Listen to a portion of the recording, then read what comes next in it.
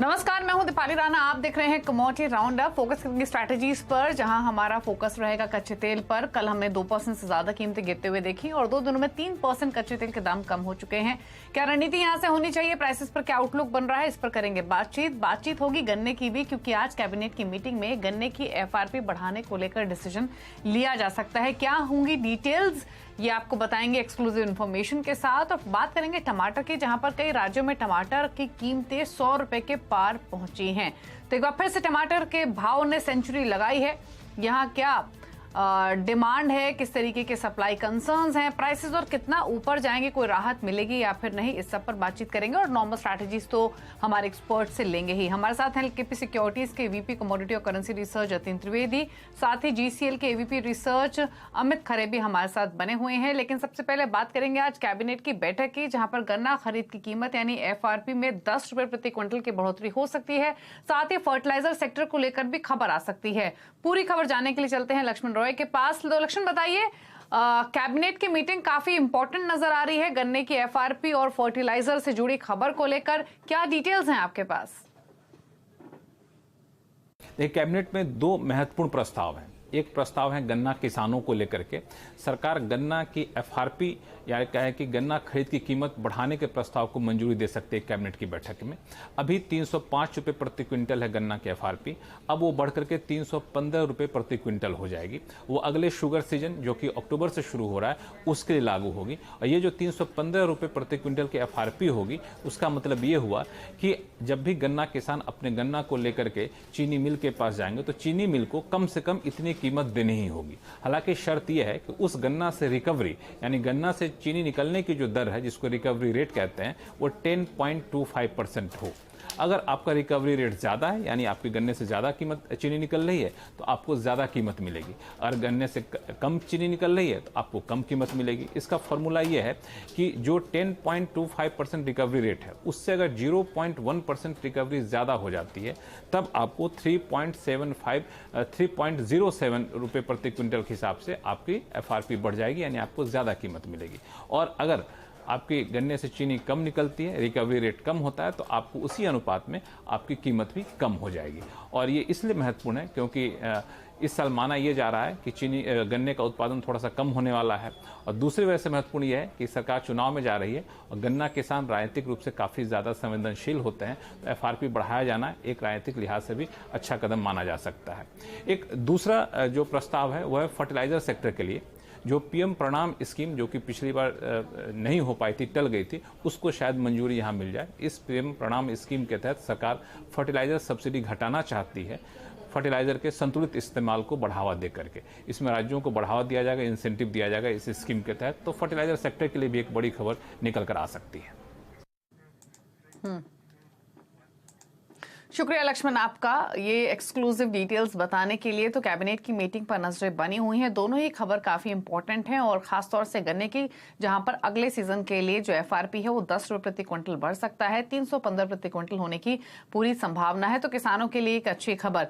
लेकिन अगर जब बात हुई है गन्ने की, तो एक आउटलुक शुगर प्राइसेस पर भी ले लेते हैं और उसके बाद कच्चे तेल और बाकी स्ट्रैटेजीज पर फोकस करेंगे। हमारे साथ दोनों एक्सपर्ट बने हुए हैं। अगर हम शुगर प्राइसेस की बात करें तो ऑलरेडी हमने काफी सर्ज देखा है प्राइसेस में और आउटलुक यही है कि डिमांड क्योंकि बेटर है, प्रोडक्शन को लेकर थोड़ी सी चिंता है, एशियन मार्केट्स में अल नीनो का भी रिस्क है, जिसकी वजह से प्राइसेस तेजी की तरफ रहे हैं और एक्सपेक्टेशंस ये हैं कि शायद एलिवेटेड लेवल्स पर ही रहेंगे। अमित, आप कुछ कमेंट करना चाहेंगे क्या शुगर प्राइसेस पर?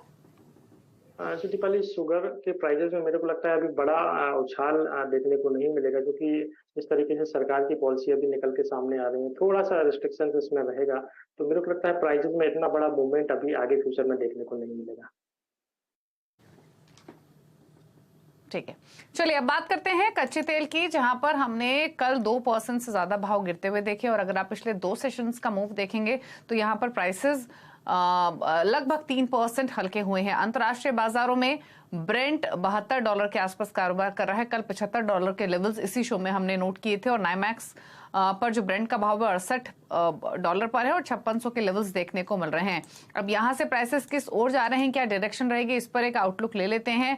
क्या व्यू रहेगा आपका कच्चे तेल पर जतीन, क्योंकि अगर आप M6 की बात करें तो 2 महीने में ऑल्दो प्राइसेस एक बड़ी रेंज में रहे हैं, लेकिन पिछले 2 महीनों में खासतौर से प्राइसेस 10% से ज्यादा गिर चुके हैं। अब कई सारी खबरें हैं, सेंट्रल बैंक्स की मीटिंग्स, इंटरेस्ट रेट को लेकर सेंट्रल बैंकर्स का रुझान, ये तमाम फैक्टर्स हैं जो कि प्राइसेस पर एक इम्पैक्ट डाल रहे हैं। अब क्या व्यू इन लेवल से, क्या रेंज और क्या स्ट्रैटेजी? जिस तरह से फूड का मार्केट है, इनफैक्ट पिछले 2-3 महीने से अगर हम देखें तो एक बड़े रेंज के अंदर है, जहां पर 6,100 एक स्ट्रॉन्ग और स्टिफ रेजिस्टेंस बना हुआ है। साथ ही साथ में 4,000, 5,400, 5,500 के आसपास स्ट्रॉन्ग सपोर्टिव मेजर्स भी हैं। तो मेरे हिसाब से हमने देखा है कि हायर साइड पे जब भी 6,000 के पास आती है, तब जो न्यूज फ्लैशेस और नेगेटिव न्यूज फ्लो जो है वो हावी हो जाती है और बेयर्स का जो अटैक वो आ जाता है क्रूड के मार्केट के ऊपर। तो यहाँ पर जो हमने देखा है कि वापस से 5800 के आसपास से सेलिंग प्रेशर दिखने मिला है क्रूड के प्राइसेस में, MCX पे। साथ ही साथ में WTI और ब्रेंट में भी हमने देखा है कि $2-3 की गिरावट जो यहाँ पे रजिस्टर हुई है। मुझे लग रहा है ये थोड़ा सा और नीचे की तरफ आपको देखने मिल सकता है। और जो लेवल्स मैं ये वॉच आउट कर रहा हूँ अराउंड 5500 के आसपास के देख रहा हूँ सपोर्टिव जोन के हिसाब से। तो हायर साइड पे सेलिंग की सलाह रहेगी क्रूड के अंदर। 5640, 5650 के आसपास के रेट अगर मिल जाते हैं तो वहां पर शॉर्ट सेलिंग की एडवाइस रहेगी मेरी तरफ से। 5700 के ऊपर एक स्ट्रिक्ट स्टॉप लॉस भी रख सकते हैं, ट्रेडर्स के लिए एडवाइस रहेगा, स्टॉप लॉस स्ट्रिक्टली फॉलो करें। और लोअर एंड पर 5550, 5525 इन टारगेट्स के हिसाब से शॉर्ट सेलिंग की एडवाइस रहेगी क्रूड ऑयल के अंदर। जी दीपाली। ओके, शॉर्ट सेलिंग की स्ट्रैटेजी रहेगी क्रूड ऑयल पर। अमित, आप भी सिमिलर स्ट्रैटेजी के साथ जाएंगे कच्चे तेल में? हाँ जी दीपाली, बिल्कुल। जिस तरीके से प्राइसेस में कल लगभग 2% के आसपास का डाउनफॉल मिला है, प्राइसेस काफी नेगेटिव अभी शो कर रहा है। हल्का सा बाउंस आने पर 5650 के आसपास अगर प्राइसेस मिलती हैं तो 5720 रुपए के स्टॉप लॉस के साथ 5520 रुपए के टारगेट के लिए इसमें एक शॉर्ट का ट्रेड दिया जा सकता है। जी दीपाली। ओके, तो शॉर्ट साइड पर स्ट्रैटेजी बना सकते हैं कच्चे तेल में। सोने चांदी की तरफ बढ़े उससे पहले क्विकली एक नेचुरल गैस पे भी राय ले लेते हैं, क्योंकि यहाँ पर हमने एक शार्प रिकवरी देखने के बाद प्राइसेस वापस से थोड़े से सॉफ्ट हैं, ऑल्दो अभी भी 240 के ऊपर बने हुए हैं। जतिन, नेचुरल गैस पर आपके कमेंट्स? 2-3 दिनों से अच्छी खासी रिकवरी रजिस्टर हो रही है नेचुरल गैस प्राइसेस के अंदर और 210, 215 का एक स्ट्रॉन्ग सपोर्ट ले लिया है नेचुरल गैस ने। साथ ही साथ में जो ब्रॉड ट्रेंड नेगेटिव था वो भी कहीं ना कहीं थोड़ा सा न्यूट्रल रेंज बाउंड दिखाई दे रहा है आगे चलते हुए, और पॉजिटिव थोड़ा सा शॉर्ट टर्म में जरूर लग रहा है। जब तक प्राइसेस 225 के ऊपर ट्रेड कर रहे हैं जुलाई वायदे के अंदर, तब तक मुझे लग रहा है प्राइसेस के अंदर एक आउटलुक जो है पॉजिटिविटी का लेके चले शॉर्ट टर्म बेसिस पे। करंट मार्केट प्राइस में और 228 इन लेवल्स के आसपास डेफिनेटली बाय करके चल सकते हैं। ऐड करना है लोअर एंड पे। रिस्की ट्रेडर्स के लिए मेगा जो कॉन्ट्रैक्ट अवेलेबल है उसमें ट्रेड करें। जो कम रिस्क से ट्रेड करना चाहते हो नैट कैश मिनी के अंदर ट्रेड कर सकते हैं, दोनों ही ऑप्शंस अवेलेबल हैं। और साथ ही साथ में ऑप्शंस ट्रेड भी है, तो 240, 245 का लेवल जो है मुझे लग रहा है आने वाले दिनों में आपको देखने को मिलना चाहिए इस हफ्ते के दौरान ही। तो 230 के आसपास का जो स्ट्राइक प्राइस है कॉल ऑप्शन, उसमें भी बाइंग करके चल सकते हैं, या फिर जैसे मैंने बताया कि बड़ा कॉन्ट्रैक्ट या मिनी कॉन्ट्रैक्ट उसके अंदर भी ट्रेड करके चल सकते हैं। 224 का एक स्टॉप लॉस रहेगा मेरी तरफ से रिकमेंडेशन, लॉन्ग पोजीशन इनिशिएट करनी है नेचुरल गैस के। ये देखा। ओके, तो डिप्स पर खरीदारी के सलाह नेचुरल गैस पर 245 तक के लेवल्स के लिए 228 के एक स्टॉप लॉस आप लेकर चल सकते हैं। नजर डालेंगे सोने चांदी पर, जहां पर गोल्ड भी थोड़ा सा नरम होकर कारोबार कर रहा है और सिल्वर में भी थोड़ी सी नरमी ही है। ऑल्दो हमने सोने के मुकाबले चांदी में ज्यादा बाइंग इंटरेस्ट आते हुए देखे हैं, लेकिन आज कोई खास एक्शन है नहीं, सुस्ती ही दोनों बुलियंस में देखने को मिल रही है। अमित, क्या व्यू आपका गोल्ड सिल्वर दोनों पर? कोई ट्रेड बनता है इन लेवल से या अवॉइड करें? हाँ जी दीपाली, गोल्ड सिल्वर के प्राइसेस में हम देख रहे हैं कि लगभग मई के स्टार्टिंग से एक डाउनफॉल स्टार्ट हुआ, जो कि अभी कंटिन्यू करंट में चला आ रहा हुआ है। तो मेरे को लगता है प्राइसेस में अभी इंट्राडे के लिए एक सेलिंग की अपॉर्चुनिटी रहेगी। 58,240, 230 के भाव अगर सोने में मिलते हैं अभी इंट्राडे, तो एक बिकवाली का ट्रेड मेरी तरफ से रिकमेंड रहेगा। 57,900 रुपए का इंट्राडे का टारगेट रहेगा। वहीं पे 58,460 रुपए का एक स्टॉप लॉस इसमें लेके चल सकते हैं। वहीं पे जुलाई वायदा चांदी की अगर मैं बात करूं तो इसमें भी एक सेलिंग का ट्रेड मैं रिकमेंड करूंगा। 59,550 का भाव है सिल्वर सेलिंग के लिए जुलाई वायदा। टारगेट रहेगा इसका लगभग 68,530 रुपए के आसपास का। वहीं पे 70,230 रुपए के ऊपर का एक स्टॉप लॉस लेके चले तो ओवरऑल गोल्ड सिल्वर में इंट्राडे के लिए एक सेलिंग का ट्रेड। जी दीपाली। ओके, तो ये राय गोल्ड सिल्वर पर। अब जतिन से ही पूछ लेते हैं उनकी स्ट्रैटेजी क्या है। जतिन, आप कोई ट्रेड लेंगे गोल्ड सिल्वर दोनों में? जिस तरह से मार्केट ने रिएक्शन दिया था कल सेकेंड हाफ में, डेटा स्पेसिफिकली जिस तरह से थोड़ा सा सेल ऑफ देखने मिला है कंज्यूमर ड्यूरेबल डेटा के बाद में और बिल्डिंग परमिट्स के डेटा के बाद, मुझे लग रहा है थोड़ा सा सेलिंग जो है जरूर आ सकता है। लेकिन पहले मैं एक्सपेक्ट कर रहा हूँ प्राइसेस जो है यहाँ से थोड़ा एक बाउंस दे सकते हैं। फेडरल रिजर्व की तरफ से आज स्पीच भी रहेगी जेरोम पावेल की इवनिंग में, तो उसके पहले मैं एक्सपेक्ट कर रहा हूँ कि प्राइसेस यहाँ से एक बाउंस बैक देंगे। और कल के लेवल्स जहाँ से सेल ऑफ देखी थी अराउंड 70,000 के आसपास सिल्वर और 58,400 के आसपास गोल्ड, उन लेवल्स के आसपास एक बार टेस्ट करने के लिए जरूर जा सकते हैं। तो जिनकी भी लॉन्ग पोजीशन है उनको अनवाइंड करना है 58,400 500 के आसपास गोल्ड के अंदर, और 70,000 के पहले लॉन्ग पोजीशन जो सिल्वर के अंदर है उनको भी अनवाइंड कर दे, बिकॉज थोड़ा सा सेलिंग जो है वो हायर साइड से जरूर देखने मिल सकता है। लेकिन करंट मार्केट प्राइस के आसपास से अगर देखने जाएंगे तो मैं एक बाउंस एक्सपेक्ट कर रहा हूँ। तो गोल्ड के अंदर मेरा स्टॉप लॉस रहेगा बाइंग साइड के हिसाब से 57,900 का, और हायर साइड पे 58,400 500 के आसपास टारगेट्स रखें। और सिल्वर के अंदर 70,000 के लक्ष्य के हिसाब से 69,300 के आसपास बाय करें, 69,000 के नीचे स्टॉप लॉस रखें। जी दीपाली। तो थोड़ा कॉशियस अप्रोच तो ट्रेडर्स अपना रहे हैं ही, और जैसे जतिन ने भी कहा कोई पोजीशन हो तो निकल जाए। जेरोम पावेल की स्पीच पर नजरें रहेंगी और स्पेशली क्या क्यूज उनकी स्पीच से मिलते हैं फ्यूचर इंटरेस्ट रेट हाइक्स को लेकर, वो बहुत इंपॉर्टेंट रहेगा। लेकिन ट्रेड अगर लेना हो तो लेवल्स आप ये नोट कर सकते हैं। चलिए रुकना है इसी के साथ एक ब्रेक के लिए। ब्रेक के उस पर बेस मेटल्स एग्री कमोडिटीज पर तो स्ट्रैटेजी लेंगे ही, साथ ही साथ टमाटर पर भी करेंगे चर्चा, जहां पर प्राइसेस 100 रुपए के पार हमने कई राज्यों में निकलते हुए देखेंगे। करेंगे बातचीत एक छोटे से ब्रेक के बाद। आप दे रहे हैं कमोडिटी राउंडअप पर, बात करेंगे एग्री कमोडिटीज की, लेकिन उससे पहले टमाटर की बात कर लेते हैं। दरअसल पिछले एक हफ्ते के अंदर देश के कई राज्यों में टमाटर के भाव 100 रुपए के पार पहुंच गए हैं। प्रचंड गर्मी और उसके बाद मॉनसून की चाल की वजह से टमाटर की फसल पर असर पड़ा है। टमाटर और प्याज की कीमतों में बढ़ोतरी का जायजा लिया है हमारे संवाददाता असीम मनचंदा ने। देखिए रिपोर्ट। पिछले कुछ दिनों में कई राज्यों में हीट वेव और बारिश देखने को मिली है। इसका असर सीधे सीधे टमाटर की कीमतों के ऊपर पड़ा है। टमाटर की कीमतें आसमान छू रही हैं। खासतौर पर अगर मैं दिल्ली की बात करूं तो दिल्ली में एक हफ्ते पहले टमाटर की कीमतें 40 रुपए थी, लेकिन एक हफ्ते के अंदर इसकी कीमतें बढ़कर के 80 रुपए हो गई है। कई जगह पर ये 90 रुपए किलो भी मिल रहा है। लेकिन अगर मैं दूसरे राज्यों की बात करूं, खासतौर पर बेंगलोर की, तो बेंगलोर में इसकी कीमतें बढ़कर के 125 रुपए किलो के आसपास टमाटर मिल रहा है। अहमदाबाद में 80 रुपए किलो, मुंबई में इसकी कीमत 80 से 100 रुपए किलो तक पहुंच गई है। इसके साथ साथ कई दूसरी सब्जियां भी हैं जो महंगी हो गई है। प्याज के दाम जब धीरे धीरे बढ़ने लगे हैं, प्याज जो है 22 रुपए से लेकर के 25 रुपए तक मिल रहा है। अदरक की बात करूं तो अदरक 350 रुपए किलो मिल रही है। गोभी की कीमतें 100 रुपए किलो के पार पहुंच गई है। तो कुल मिलाकर के ये सारी सब्जियों के दाम आम आदमी की जेब पर भारी पड़ रहे हैं। खासतौर पर की टमाटर की कीमतें जानकर मानते हैं कि भी आने वाले दिनों में और भी बढ़ती रहेगी। असीम मनचंदा, दिल्ली।